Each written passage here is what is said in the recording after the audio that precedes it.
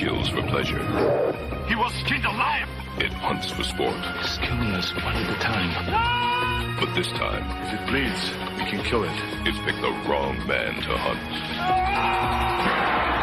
Arnold Schwarzenegger, Predator, rated R, now playing in theaters everywhere. I saw it in the theater in Westwood opening night, premiere, and it was like people were cheering. People loved the movie, and it did really well, and it had a really big opening night. It was the #1 film that weekend. My mother walked out. Now, and it's funny, my mother didn't walk out during all the pussy jokes. You know, she was not offended, but she couldn't, when my character ran into the jungle and she knew that I was about to get killed, she couldn't watch, she had to leave. I believe the original budget of the movie was $18 million. When you look back, that's not a lot of money, because an action movie today, if you can do it for $50 million, you've done a great job. The official tab on this movie is that it has lost more than its original cost. Well, I gotta be honest. I got a net points check about 2 weeks ago from the studio on the movie, so it seemingly has broke even. We had no idea that the film would be so well remembered 15 years later. To this day, all the things I've ever done, people talk about. Just today, I was talking to some guys, and one of the business guys was talking about, he had met me, he says, Predator. I mean, the first thing he said, I mean, he doesn't say Bill Duke. He says Predator. The strength of those characters is what draws us back. There's something about the characters that resonate for us. And, you know, 15 years later, I guess those characters still resonate for a lot of people. I don't think the idea is dead even. They did a sequel, of course. You still see Predator t-shirts. It's a classic. It set a standard.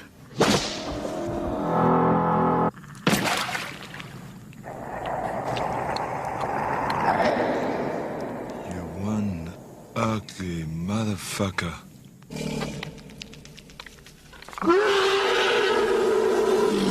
You're one ugly motherfucker. You're one ugly motherfucker. You're one ugly motherfucker. You're one ugly motherfucker.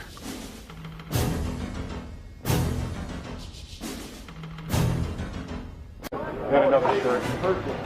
4 inch, 100. What are you doing? Bruno, I'll drop my hand. Showtime, kid. We used to use wooden sticks for guns when we were kids. And here we are, I'm still a kid when we're doing the movie, except now I got this thing that's like handcrafted Czechoslovakian machine gun, and when I point it at someone and pull the trigger, it makes holes in them and the blood comes flying out. So fuck yeah, man, that was fun. The attack on the Palapa was one of the most fun scenes I've ever been involved in, because there were so many guys, there was so much gunfire. The explosion of the helicopter, all that stuff. I mean, it was amazing of how many rounds of ammunition went off in that thing. And I don't remember one person getting hurt. You see Craig over there, who's the second unit director? When he started this project, he was black-haired 2 weeks ago. Just mapped out every single detail, every explosion, an incredible amount of action. Okay, here we go. Now, by the number. If the gentlemen that are doing the pre-light can get in their position so we can see how long it's going to take, it'd be terrific. I'd like you to run to every mark you have for the pre-light, all right? Basically, for me, I shot list everything. And what I'll do, I'll write a brief synopsis of an action sequence, and I'll construct a shot list. And in doing so, I'll itemize every aspect of the stunt. Okay, another rehearsal from the top without the sweep. It'll be from the action cue, all right? Okay, and action. Move! Move! Obviously, you can see we do the stunts, but what you see on film is the optimum in that illusion. It's like a magic trick. And if we can do that, we've accomplished what we set out to do. When you see this film, it's going to have a scope a lot of battle sequences haven't had. I've tried to put the audience into the midst of the battle instead of let them view it from an outside viewpoint. But I've taken Arnold, Carl, all the principals here, and I've tied them into the major explosions. So the audience, I think, really overall are going to feel like they're a part of this film.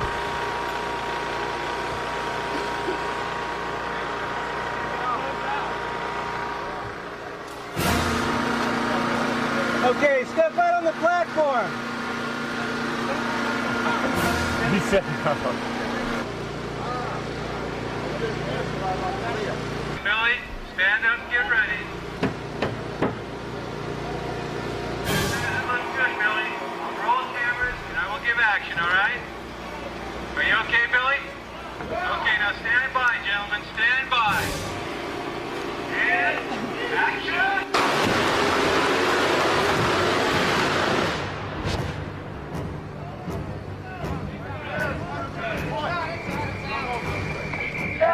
tell you what, we've probably got some of the best stuntmen in town here, and they're from all different groups, independents.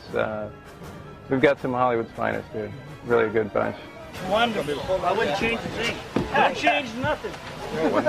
Cierren mejor la palapa, por favor. Detrás de la grúa que tiene irse para allá. In. Okay, Jimmy, are you ready? 1 second. There's a mortar on the ground over there, and there's a mortar up in the road. All right? Good. What am I supposed to do? Okay, here we go. And light the pre-light. I'm good, I'll get out of there. Roll cameras. Big.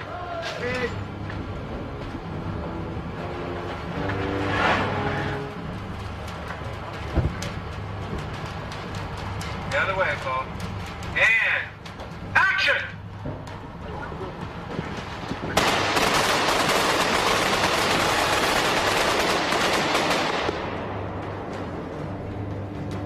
And that's a cut.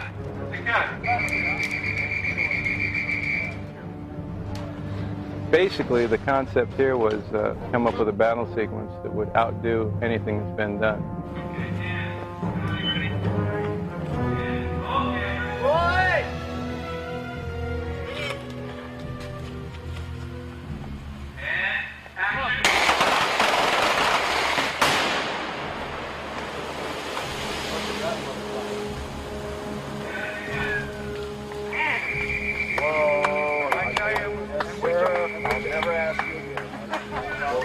Close shave. You're very close shave. That's a beautiful shot. Fuck, that was nice. Looked like a giant. That was nice. Whole show's like that. Really, it's come up with something new, fresh, and innovative.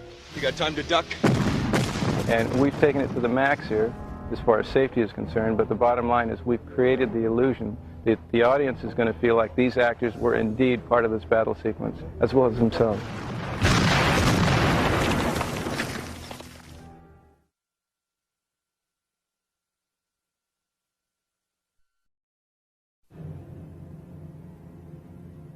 Arnold is a star in every sense of the word. This is my kind of a day. A star is not only to sell tickets, he's got to take command of the set and be a leader. We move. 5-meter spread. No sound.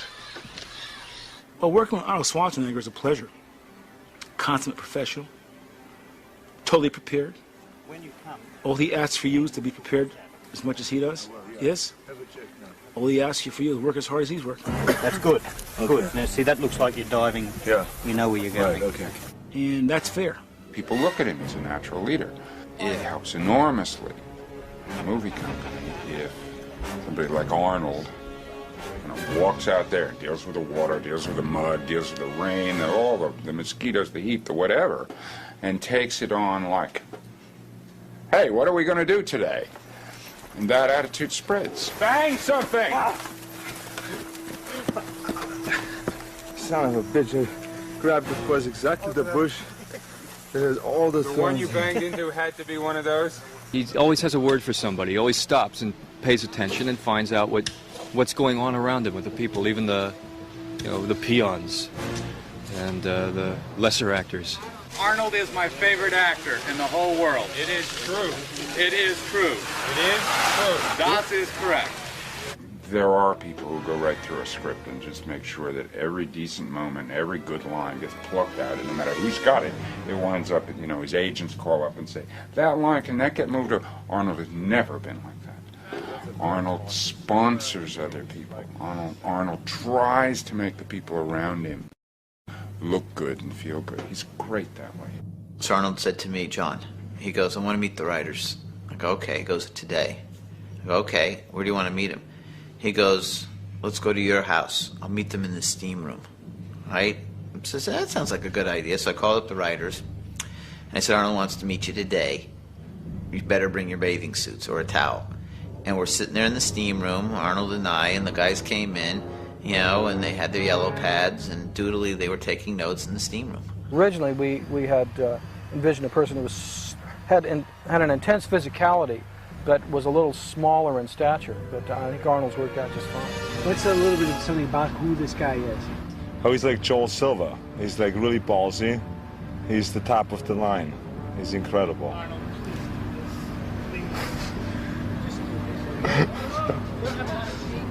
You know, there's an accessibility to him. You can talk to him. He doesn't walk away. He doesn't go in his trailer. He offers you something to eat. I remember the Mexican guide that we had. He took his kids out pony riding one day. You think, this guy has gone through and known things I never will. And so you assume an intimidation factor. But in fact, it's not there with him. He's very open. He's very accessible. And he's a lot of fun. He just sits there chomping a cigar. He tells jokes. Where's my stogie? Certainly, a lot of cigar smoking was put in the script because you could never find Arnold without a cigar in his hand anyway. John, do we do the getting up or about? Arnold, of course, had these giant stogies he's smoking. I, being the athlete that I am and the clean living person that I am, never in a million years would let tobacco touch my lips. Absolutely not. But I sat there in that chair getting a whiff of this great this aroma of this stogie. And Arnold eventually, golly, you want one? Sure, why not? I was hooked. It was all over. After that, I had a stogie or two, and within a few days, Arnold had a box of stogies delivered to me, you know, and got me hooked. And shame on you, Arnold. See, my weapons are being used against me. Okay. Well, he's a living comic book. You just look at him. He's a man mountain. The pages out of a well-inked strip, just poof, walking. There he is. He walks in the room. I enjoy working with Arnold and Joel because it's really a family. And I'm working with a great team of guys, and we're having a good time down there.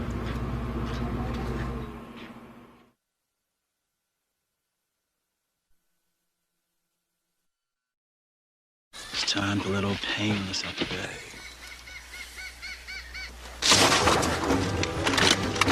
Payback time. Jesse had the Gatling gun. It's a mammoth weapon.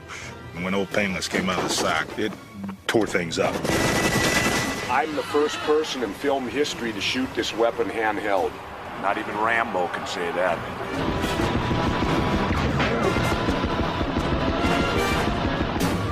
That one piece of equipment, in my mind, was just the most ridiculous, amazing, phenomenal kind of moment in movies. And all the rest of us standing there with our measly little automatic weapons, opening them up on the jungle. And Bill Duke wound up with old Painless and mowed down half of Mexico. All those things that explode are all wired. And so we would fire, and they'd strip down, and you know, you see it go. But there were rows and rows and rows of that stuff. If there was a second or third take, we'd go home, we'd go back, and we'd either shoot something else or go back to our motorhomes or whatever. And they would, you know, take hours and hours and hours to re-scrib it. We'd come out and shoot it. It's incredible, right?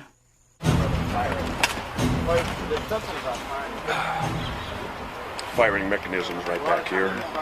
Shoots off of there. And see, all these barrels will spin towards my left. You know, they all turn. And what this is basically is like the mount for an M60 machine gun, and then they built this carriage off the top of it. See, normally this weapon is a helicopter. It's a helicopter gun. What's a Gatling gun? It's electronic powered. It's like the old days, remember in the old movies of Civil War, where the guy cranks the Gatling gun and sticks the bullets in the top, like that? Well, this is just a modern Gatling gun that's electronically powered to where all these 6 barrels are rotating.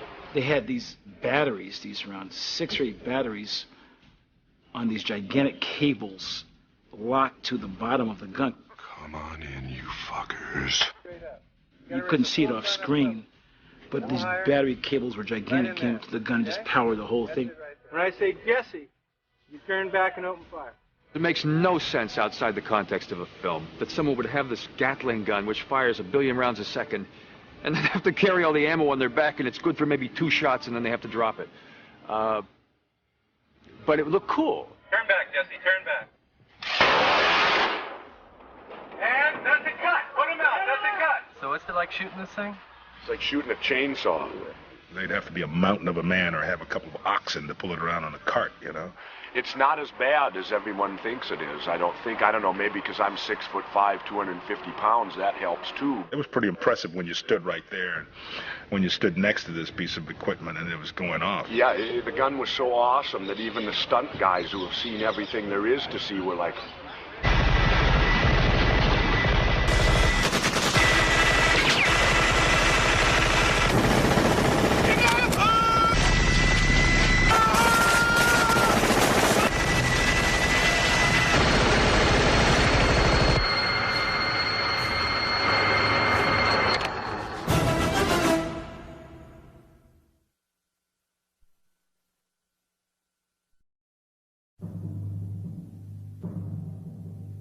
In the story, all the gentlemen have camouflage makeup when they hit the jungle.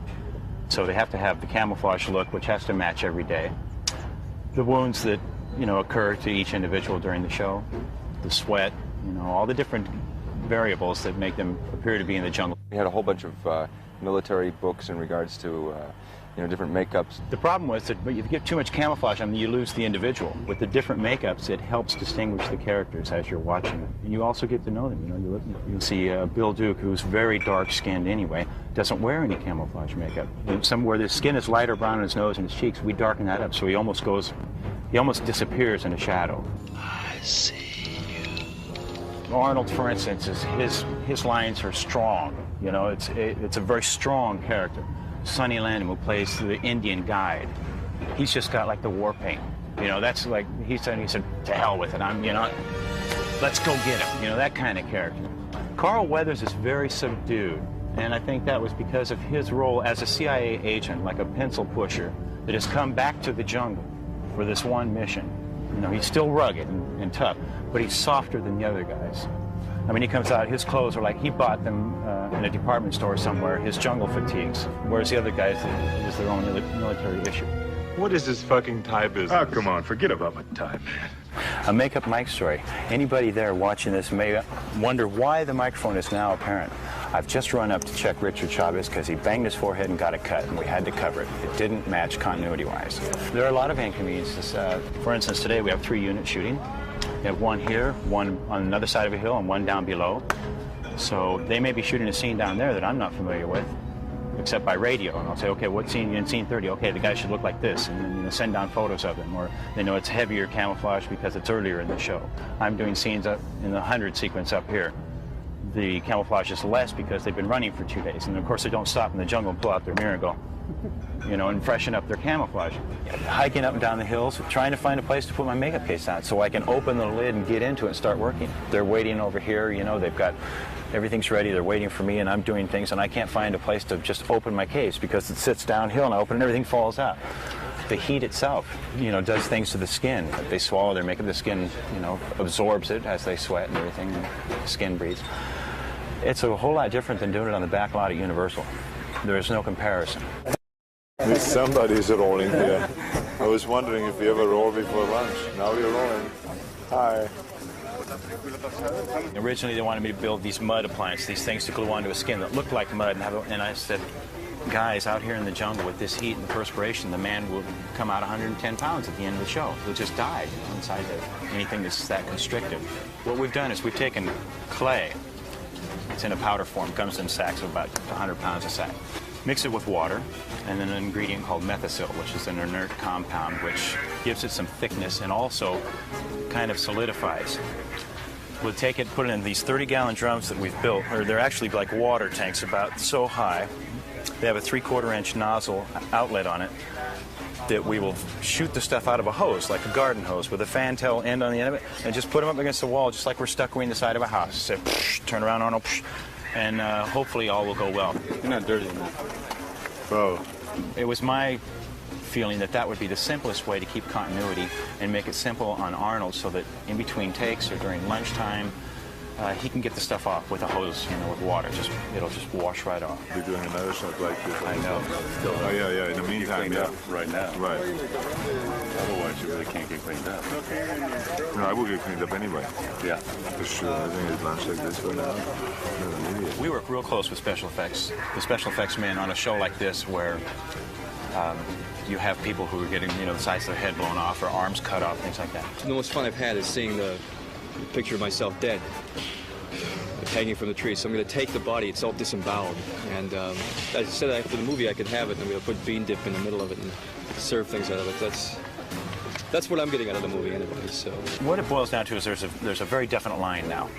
If it goes on the skin of a human being, makeup, special effects.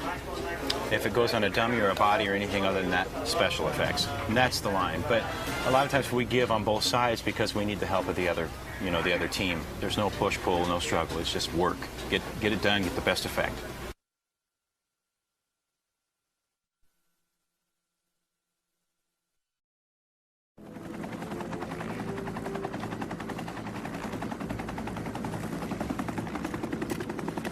It's always been important to me somehow to try to give a sense of a place, create a sense of a place and create a sense that this fight happens in a specific place. Because it was in an isolated environment, it had wonderful theatrical possibilities. You could make it all spooky and you could create whatever world you needed, which ultimately we did. We're obviously trying to create a mystery and a threat, because it's a film. I suppose it's a horror film. And this one, the design has just got to be taken out of the jungle.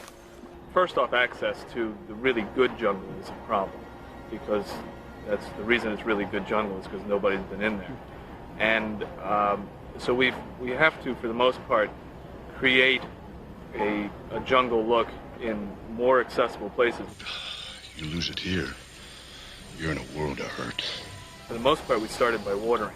We got water trucks and fire hoses and started about 3 or 4 weeks before they started filming them, and just watering to get the dust and the dirt off the leaves, and then also to just try and get the jungle to start greening up. We're in a place that has a wet and dry season, and it's nice to be here in the dry season. And it'd be great to be here in the wet season to shoot the movie. I don't think we'd all survive, but that's another issue. So we're trying to make the jungle revert. The bits of the jungle that survive the dry season best are all in valleys, and that's where we've been working. And I mean, every day is a steep climb up or down. We've tried it in some places to make it very kind of claustrophobic. In other places to widen it out a little bit, to give kind of a sense of either peril. It had some giant trees in it, and we just added some more, and to make it like the land of the giants, to make it all primordial.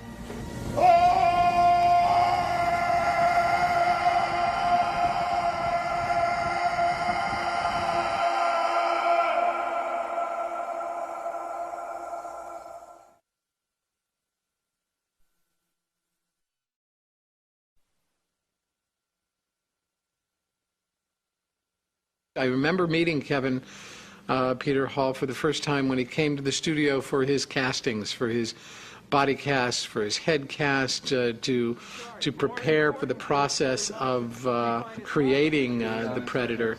And here is this wonderfully soft-hearted, intelligent, poetic giant of a man. Hi, Mom. What are you doing Mom here? out there? Yeah, that's my mom. That's your mom? What are you doing here in the middle of Mexico? It's amazing. Get home. Go home. Where's Dad? Kevin Peter Hall was our Predator. Arnold, I'm looking for you, babe. And he was in Predator too. Don't mind the master in the background. He was just a really sweetheart of a guy, big and tall and, and soft and sweet inside. I need another finger. Oh. Thank you. Kevin Peter Hall was a great kid. He got a lot of work playing monsters because he was 7 feet 6 inches tall. And when you look at Kevin Peter Hall in that wardrobe, makeup, and with that size, and you see him against Arnold, you believe, ooh, Arnie's in trouble. He made it work. Kevin Peter Hall really made the thing work. That's your lollipop gift. Okay. You can't breathe for 5 hours. Wait, I gotta take a deep breath. Oh, quit playing.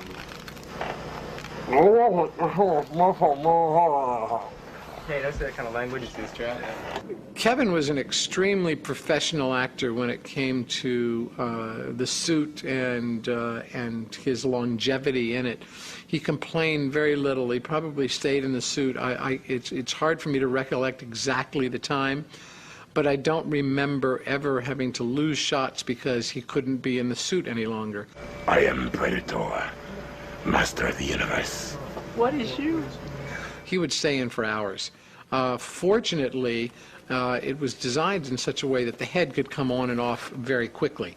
So he would be in the suit, but we would in fact take the head off between shots and allow as much, air and breathing as possible. He was amazingly professional. Every part you take on proposes certain kinds of challenges, and being in the suit makes other kind of challenges because you wonder how much of your performance is actually going to come through.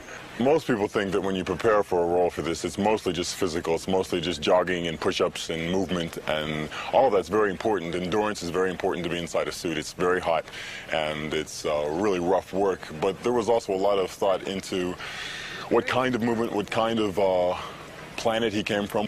You work on the inner things that are going on in the character, just like as you would in any character, in the suit or out of the suit. He was a ballet dancer, and a martial arts expert. He was probably one of the kindest human beings I've ever met. A gentle giant, he was like a very sweet, kind-hearted human being, and had many good conversations with him. Would meet him on auditions and see him on the streets. Hey man, how you doing? I remember Predators. That was my favorite role, and just a really great guy, I really am sorry that he passed. I have, just in general, the fondest memories of Kevin. I can't remember working with an actor under duress or more difficult circumstances than Kevin had to deal with in The Predator in the jungles of Palenque, and wearing this incredibly tough suit and create a performance in it.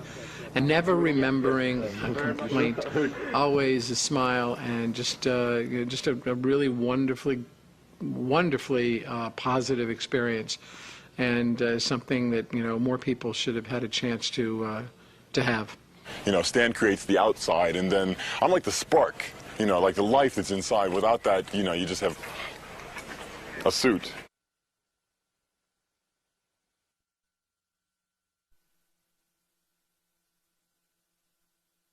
Hi there, movie lovers. Ever been jealous of celebrities making a ton of money? How about Terminator 2 Judgment Day, in which Arnold Schwarzenegger earned $15 million for speaking a total of 700 words? That breaks down to over $21,000 per word. Hasta la vista, baby, that cost nearly $90,000. Make sure to click below to subscribe, or on the side for more awesome content.